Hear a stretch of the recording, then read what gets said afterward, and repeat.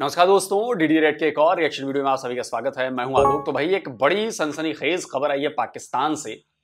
पाकिस्तान का news channel है GNN, उस पर यह वीडियो आया है और इसका टाइटल है पाकिस्तान डिफॉल्ट रिस्क इंक्रीज $400 से 500 का हो सकता है, शॉकिंग डिटेल्स। अब आप सोचिए कि डॉलर अभी मुझे लगता है 250 से पौने 300 के बीच चल रहा होगा, मुझे लग रहा है पाकिस्तान में।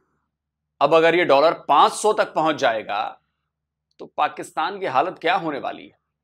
बहुत बुरी हालत होने वाली है। और मुझे लग रहा है कि ये पाकिस्तान की सरकार को इसका अंदाजा है, इसीलिए उसने मैं स्क्रीनशॉट लगा देता हूं, मिडिल ईस्ट से गुजारिश की है कि भैया $4 बिलियन का लोन जरा है वो जल्दी मुझे दिया जाए, क्योंकि प्रॉब्लम उनको दिख रही है कि बेटा लुटिया डूबने वाली है।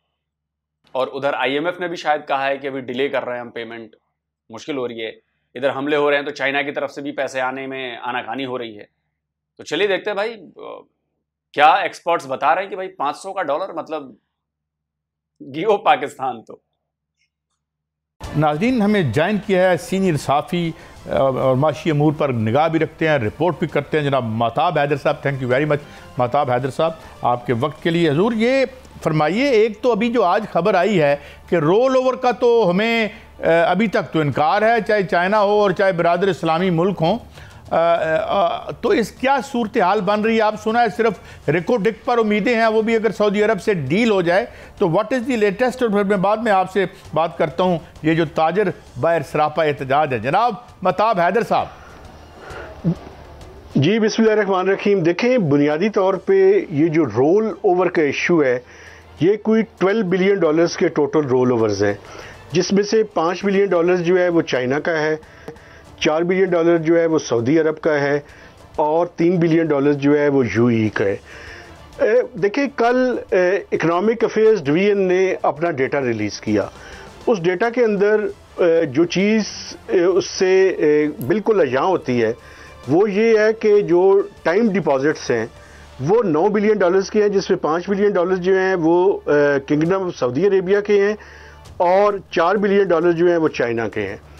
अभी तक उनकी कंफर्मेशन जो है वो नहीं हुई, लेकिन मैं ज़ाती तौर पे ये समझता हूँ और मैं यानी अथेंटिक जो हुकूमत के ज़राए हैं उनसे मेरी बातचीत हुई है और वो ये है कि ये प्रोसेस है, ये हो जाएगा, लेकिन कब होगा अभी तक नहीं हुआ। तो जब अभी तक नहीं हुआ तो it's a matter of concern.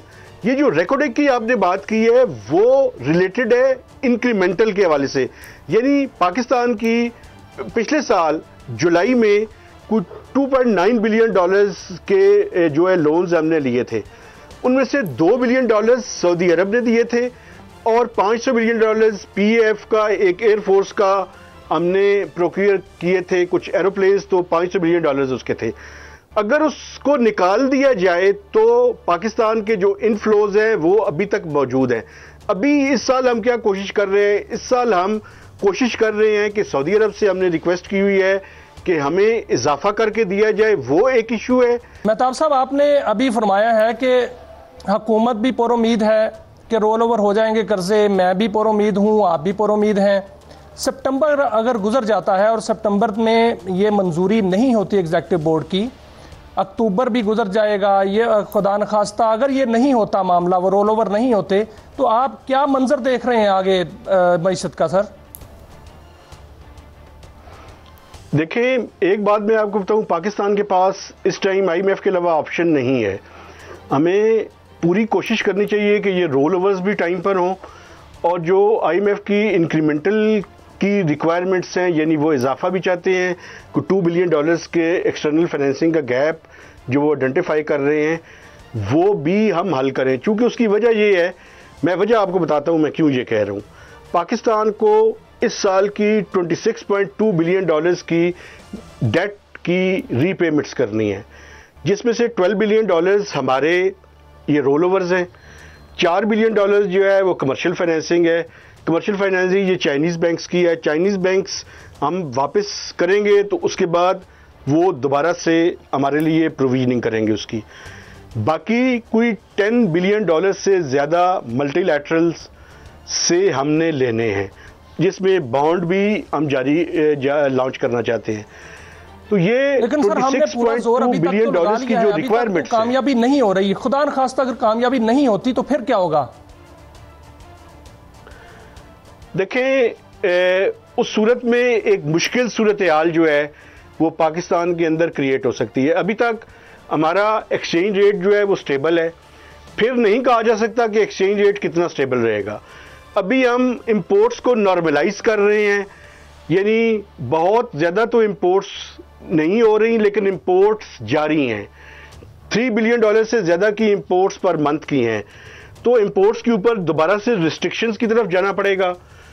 और इकॉनमी जो पिछले साल आपने देखा कि एक चोक इकॉनमी थी, दोबारा से उसकी तरफ जो है वो हमें बढ़ना पड़ेगा। अच्छा महताब साहब, एक और बात बताइए, के बगैर मैं एक सवाल आसान रास्ता नहीं है। एक सवाल, टोटल रिलायंस हमारी या रोल ओवर पे या कर्जे पे है, एम आई राइट?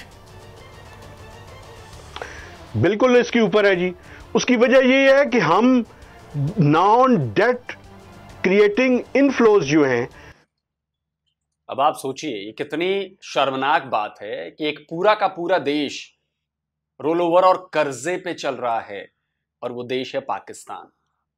अब पता नहीं पाकिस्तान के कितने लोगों को ये बातें समझ में आ रही हैं, मुझे तो बहुत क्लियरली आ रही हैं और भारत के लोगों को भी आ रही हैं। पाकिस्तानी कितना इन बातों को समझ रहे हैं, क्योंकि उसके लिए तो दिमाग चाहिए। पाकिस्तानी कितनी इन बातों को समझ रहे हैं, तब जाकर, अगर समझ रहे हैं तब आपको अंदाजा लगेगा कि आपका देश इस वक्त कितने बड़े संकट में है। आपको जो 2 रोटी नसीब हो रही है ना, अगर ये लफड़े ठीक नहीं हुए तो 6 महीने बाद वो 2 रोटी भी आपको नसीब नहीं होगी। आपको इन द सेंस कि मेजॉरिटी ऑफ पाकिस्तानीज को। क्या करेंगे?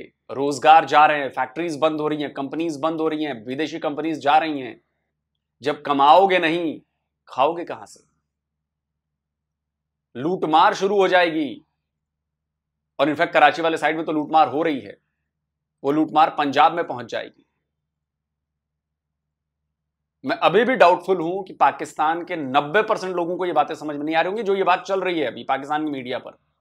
90% पाकिस्तानीज को मामला समझ में नहीं आ रहा होगा कि कितने बड़े खतरे में घिरे हुए हैं, कितनी बड़ी तलवार लटकी है आपके ऊपर, आपकी गर्दनों के ऊपर। आपको जरा भी अंदाजा नहीं है। सऊदी अरबिया से आप भीख मांग रहे हो, दया की भीख मांग रहे हो, रहम मांग रहे हो कि भाई कुछ कर दो, कुछ कर दो। उसी सऊदी अरबिया को आपके लोग रोज गालियां दे रहे हैं। पाकिस्तान के भीतर से सऊदी अरबिया को रोज गालियां पड़ रही हैं कि इस्लाम के खिलाफ हो गया है, तब कयामत की निशानी है, पब खोल रहा है तो सिनेमा हॉल खोल रहा है। अरे नहीं खोलेगा तो तुम लोग की तरह हो जाएगा। बिजनेस के सोर्सेस बढ़ाने पड़ेंगे, आबादी बढ़ रही है, उसको खाने के लिए चाहिए, रहने के लिए चाहिए, इंफ्रा चाहिए। तेल खत्म हो जाएगा आने वाले 40-50 साल में, 60 साल में। उसके बाद क्या होगा? कोई भी इंडस्ट्री, कोई भी सेक्टर 10-20 साल में ढंग से नहीं होता, टाइम लगता है, धीरे धीरे चीजें होती हैं। सऊदी अरबिया अभी से करेगा तो 10 साल, 15 साल, 20 साल एक एक करके एफडी की तरह है, उसके रिजल्ट्स मिलने शुरू होंगे।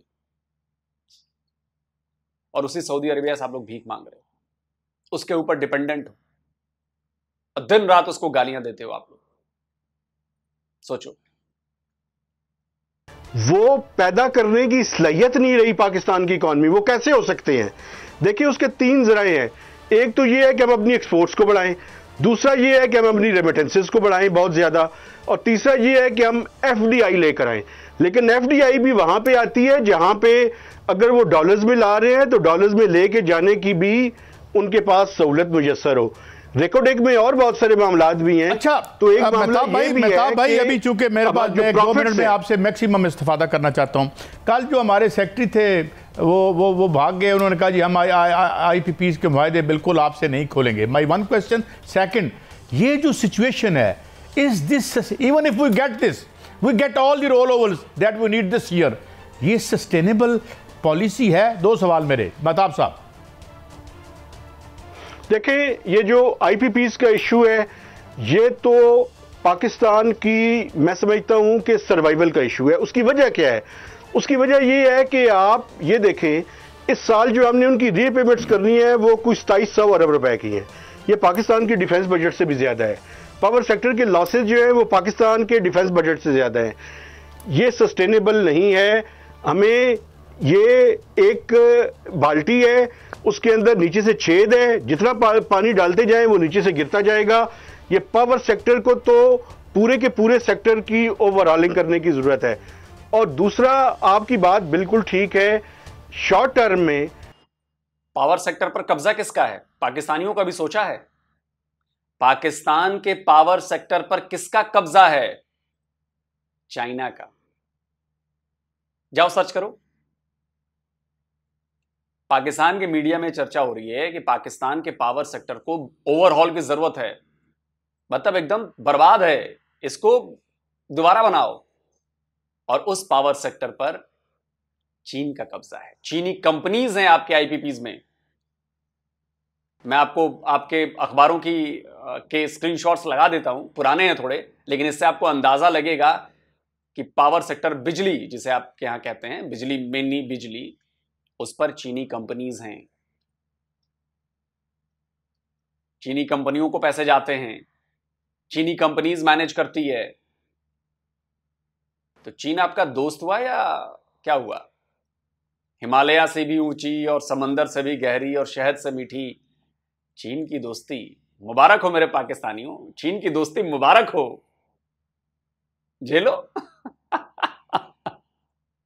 ये रोल ओवर्स और ये फॉरेन लोन्स के अलावा हमारे पास हल नहीं है। लेकिन मीडियम टू लॉन्ग मेहता साहब, इसका मतलब ये समझा जाए कि अगले 2 साल बहुत मुश्किल है, बनाएं, उस पर अमल करें। अगले साल बहुत मुश्किल है सर, 2 साल अगर ये समझा जाए तो। फिर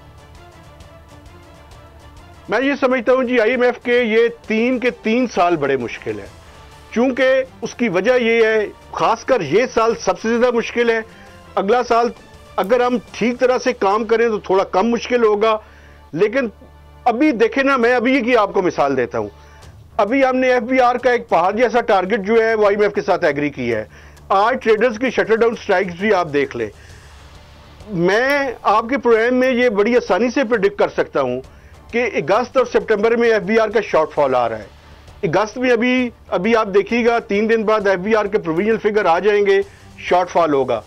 तो अगर पहले क्वार्टर में IMF ने राइटिंग में दिया हुआ है हमारा शॉर्टफॉल 60 अरब रुपए से ज्यादा का हुआ, जो कि टारगेट है 2562 अरब रुपए, 2652 अरब रुपए, सॉरी। अगर 60 अरब रुपए से ज्यादा का शॉर्टफॉल हुआ तो IMF एडिशनल टैक्सेस का मुतालबा कर सकता है। मुश्किल तो मेहताब साहब देखें, कर्जे रोल ओवर नहीं हो रहे, उधर से 2700 अरब रुपए की पेमेंट देनी है IPPs की। ये तो मामला बड़ा खराब सा नजर आ रहा है। कहां से पैसे लाएंगे, कहां से मुल्क चलेगा? देखिए, वो जो 2700 अरब रुपए की रीपेमेंट है वो तो मेरी और आपकी जेब से निकालने हैं। वो तो आपके पावर टैरिफ के अंदर इनकॉर्पोरेट है, वो तो वहां से निकल आएगा। आप देख लें बिजली के बिल जो है वो लोग किस मुश्किल से दे रहे हैं। वो लोगों से जाके पूछे। अच्छा, महताब साहब एक और सवाल, मुझे एक बात जरूर करने दें IPP पे। जी बात करें। IPP का इश्यू है, मैं मानता हूं बड़ा मुश्किल है, बैरूनी मुआहदे हैं। अगर गुस्ताखी ना हो तो प्राइम मिनिस्टर के फर्जंद का भी एक IPP है, छोटा सा है, उसके लिए तो किसी की अप्रूवल की जरूरत नहीं है। उसी को कम से कम पैक कर ले और कहे मैं उसकी जो कैपेसिटी रीपेमेंट से, चाहे पीनट से, सिंबॉलिकली तो कह सकते हैं ना। मेहताब साहब एक नहीं कई हैं, उनके फर्जंद जो है 2 फर्जंद उनके हैं, बाकी जो वहां पार्लियामेंट्स में बैठे हैं उनके भी हैं, बहुत सबसे बड़े ओहदे में जो बैठे हैं उनके भी हैं। लेकिन नहीं, ये एक मैं अब्बासी अपना मेहताब हैदर साहब में सिंबॉलिकली बात कर रहा था सर, अपने से आगाज करें ना। नहीं, मैं वैसे तो 80% हमें बताया गया है कि यहाँ लोकल इन्वेस्टर हैं और सारे मुआहदे पहले दिन से ब्रीच हो चुके हैं। अगर ये खुलें तो इनको हथकड़ियाँ लग जाएं और इन्हें घसीट के वहाँ बिठाना चाहिए जहाँ मुश्तबों को बिठाते हैं। मगर यूं लगता है कि हमारे जो वजीर मौसूफ हैं वो इनके PRO हैं, मेरे नुमाइंदे नहीं हैं। ये क्या हम नहीं हाथ लगा सकते? हम इनको आमादा करेंगे कि आज छोटा डाका मारें? ये क्या बात है महताब हैदर साहब, व्हेन द कंट्री इज खुदा न खास्ता सिंकिंग? देखें, बुनियादी तौर पे सर इसकी डेप्थ में जाने की ज़रूरत है, एक एक चीज़ को एनालाइज करने की ज़रूरत है और उसके बाद इस पे जो है वो बात करने की ज़रूरत है। मैं तो सिंबॉलिकली सिर्फ इस वजह से बात कर रहा था कि देखें अल्लाह ने आपको बहुत कुछ दिया हुआ है। ये जो पावर में बैठे हुए लोग हैं, कम से कम इन्हें ये तो चाहिए कि हाई मॉरल पेडेस्टल पे आप ये कहें कि पाकिस्तान के अवाम इस टाइम बड़ी मुश्किल के अंदर है। हम बाकियों के साथ तो चले बातचीत करेंगे, इंटरनेशनल एग्रीमेंट्स है या लोकल एग्रीमेंट्स है, इन्वेस्टर्स को जो है वो नहीं करना चाहते आप, कम से कम आप अपने आप से आगाज कर दें, आगाज करें ताकि बाकी चीजें भी इंप्लीमेंट करने में आपको। मगर मेरी मताब भाई, मेरी राय पता क्या है, ये है कि आपकी नीयत ही नहीं है कि आप इंप्लीमेंट। मैं आपको खुल के बात बता दूं, मैंने इस पे जितना काम किया है और जितने बड़े पावर सेक्टर के लोगों से मिला हूं, इंजीनियर से, ये मुआहदे खुल गए और यहां रूल ऑफ लॉ हुआ तो ये सारे अंदर हो जाएंगे। 93 वाले, 2002 वाले और 2015 वाले, ये सारे के सारे अंदर होंगे। हर किसी की कबर्ड में स्केल्टन पड़ा हुआ है। Do you agree? सर बिल्कुल ठीक है ना। 100 से ज्यादा लोगों को आप प्रोटेक्ट करना चाहते हैं और पाकिस्तान के अवाम को आप कुर्बानी का बकरा बनाना चाहते हैं। क्यों? आप ये जो 100 से ऊपर लोग हैं जिनकी आईपीपीज हैं, उनके मुआहिदों को क्यों नहीं खोलते, उनकी क्यों स्क्रूटनी नहीं करते? मैं मुआहिदों की सेंटिटी का कायल हूं, लेकिन आप मुझे ये बताएं जो 1994-95 के तहत जो लगे हैं पावर प्लांट्स, आईपीपीज, और वो ऑब्सलीट हो चुके हैं, उनको कायम रखने का क्या जवाज है? उनको तो कायम रखने का कोई जवाज नहीं है। जो ऑब्सलीट हैं, जो यानी फर्नेस ऑयल के गैजलर्स जिनको कहा जाता है, यानी वो मशीनें जो है वो फर्नेस ऑयल को पीती हैं, उनको कायम रखने का क्या जवाज है? और वो बिजली पैदा भी नहीं कर रही और पैसे ले रही हैं। देखिए कोई जस्टिफिकेशन तो किसी चीज की होनी चाहिए ना, इकोनॉमिक रैशनल तो उसका होना चाहिए। बाकी आप बिल्कुल जो सेंटिटी एग्रीमेंट्स की उनको भी रखें, लेकिन मैं आपको बताऊं 25 से 30 कम से कम आईपीपीज ऐसी हैं जिनको फौरी तौर पे बंद हो जाना चाहिए। समझ रहे हैं सारा गेम आप? ये सारा मलबा किधर गिरेगा? पाकिस्तानियों आप पर गिरेगा। ये सारा पैसा आपके खून से निकाला जाएगा, चूस लिया जाएगा आपको। ये जो बिजली के बिल आप भर रहे हैं, ये चूसा जा रहा है आपको। आपको बात समझ में नहीं आ रही है? महंगे पेट्रोल और महंगा डीजल जो खरीद रहे हैं आप, ये सब आपको चूसा जा रहा है। कितनी सही बात कही है। ये जो 100 लोगों के पास आईपीपीज हैं, पुरानी फैक्ट्रीज हैं, पता नहीं बिजली पैदा कर रही हैं नहीं कर रही हैं, और उनको पैसे दिए जा रहे हैं। ये तो भयंकर करप्शन है भाई। क्या पाकिस्तानियों आपको ये चीज नजर नहीं आ रही? आपकी मीडिया पर डिस्कस हो रहा है, मुझे अफसोस हो रहा है देखकर कि पाकिस्तान की आवाम सोई हुई है। पाकिस्तान की आवाम को कोई मतलब नहीं है। पाकिस्तान की आवाम अपनी जान दे रही है जब रोटी नहीं मिल रही है, अपनी जान दे रही है जब बिल नहीं भर पा रही है बिजली का, लेकिन अपने हुक्मरानों से, अपने एमपी से, अपने एमएनए से जाकर कॉलर पकड़कर सवाल नहीं पूछ रही कि तुझे तो भेजा था हमने अपनी मुश्किलों को दूर करने के लिए, हमारी आसानी के लिए, लेकिन तेरी आसानी होगी, तू प्राडो पे घूम रहा है, तेरे खाने में रोटी कम नहीं होती, तेरे बाल बच्चे बढ़िया स्कूलों में पढ़ रहे हैं। किसके पैसे पर? कौन सी नौकरी करता है तू? कौन सा बिजनेस करता है कि जी हाड़ तोड़ बिजनेस करता हूं, कितने पैसे कमाता है कि ये तेरा घर ऐसे चल रहा है? लेकिन आप नहीं पूछेंगे। गैरत नहीं बची आप। गुलाम हो अभी आप लोग, गुलाम। अब देखिए, 350 का डॉलर हुआ श्रीलंका में तो क्या हुआ? दिवालिया हो गया। आप दिवालिया हो चुके हो, लेकिन आप ऐलान नहीं कर रहे हो, दबा के बैठे हुए, नहीं करना ऐलान, नहीं करना ऐलान, किसी तरह से ले दे के इधर उधर से, और लोगों की जेब से पैसे निकलवाए जा रहे हो। कभी बिजली बिल के नाम पर, कभी बढ़े हुए गैस की कीमतों के नाम पर, कभी पेट्रोल डीजल के नाम पर, कभी पता नहीं कौन कौन सा टैक्स लगाकर। आम आदमी जिसने हाड़तोड़ कमाई की है, मेहनत करके कुछ पैसे बचाए हैं कि अपने बच्चों का भविष्य, अपने घर को चलाएगा, उसकी जेबों से आप रुपए निकलवा रहे हो और उन रुपयों से आप अपनी अय्याशियां कर रहे हो। वरना यह काम तो सरकार का है ना कि वो कुछ ऐसा करे जिससे उसको आमदनी हो। सरकार ने आमदनी वाला एक काम नहीं किया है, लेकिन जो लोग कमा रहे हैं आप उनकी जेबों से उनके हक मारकर उनके पैसे निकलवा रहे हो। और ये पता नहीं आम पाकिस्तानियों को यह बात समझ में आ रही है कि नहीं आ रही है। दिन आने वाला है डॉलर 500 का हो जाएगा, तो फिर कुछ ना मिलना, इंपोर्ट बंद हो जाएंगे। आपके पास डॉलर्स हैं नहीं कि आप सामान मंगा सको। तबाही मचने वाली है, तबाही। और इस तबाही का जो सबसे बड़ा भुक्तभोगी होगा वो पाकिस्तान की आम आवाम होगी। ना आपके एमपीज पर कोई फर्क पड़ने वाला है, ना एमएनएस पर फर्क पड़ने वाला, ना आपकी सरकार पर फर्क पड़ने वाला, ना आपकी फौज पर फर्क पड़ने वाला। फर्क किस पर पड़ेगा? आप पर। रोटी के लिए तरसोगे आप, महंगाई झेलोगे आप, बाकी किसी को कोई फर्क नहीं पड़ता। सोए रहो, घर में बैठे रहो, कोई दिक्कत नहीं। आप बताएं कमेंट करके भाई, 500 का डॉलर हो जाएगा पाकिस्तान में तो क्या हो सकता है? जल्दी मिलते हैं एक और नए वीडियो के बाद। नमस्कार, जय हिंद। आपके लिए एक खबर लेकर आया हूं। फैन कॉल एक प्लेटफॉर्म है जहां पर आप मुझसे सीधे वीडियो कॉल के जरिए कनेक्ट हो सकते हैं। तो आप चाहे मेरे डीडी रिएक्ट के दर्शक हों या डिफेंस डिटेक्टिव के दर्शक हों, आप चाहें तो इस पर अपने सवाल मुझसे कर सकते हैं, अपनी बात मुझ तक पहुंचा सकते हैं। आपके मन में अगर कुछ उठ रहा है जिसके बारे में जानने की आपको लगता है कि मैं उसके बारे में सही आपको जवाब दे सकता हूं, मैं आपको फैन कॉल पर मिल जाऊंगा। और फैन कॉल में ये सुविधा है कि आप अपने हिसाब से वहां पर जाकर टाइम स्लॉट बुक कर सकते हैं कि आपको फलाने दिन मुझसे बात करनी है, फलाने टाइम पे मुझसे बात करनी है, और मैं उस पर आपसे बात कर सकता हूं। तो लेकिन ये भी बता दूं कि ये पेड सर्विस है, इसके लिए पैसे लगेंगे।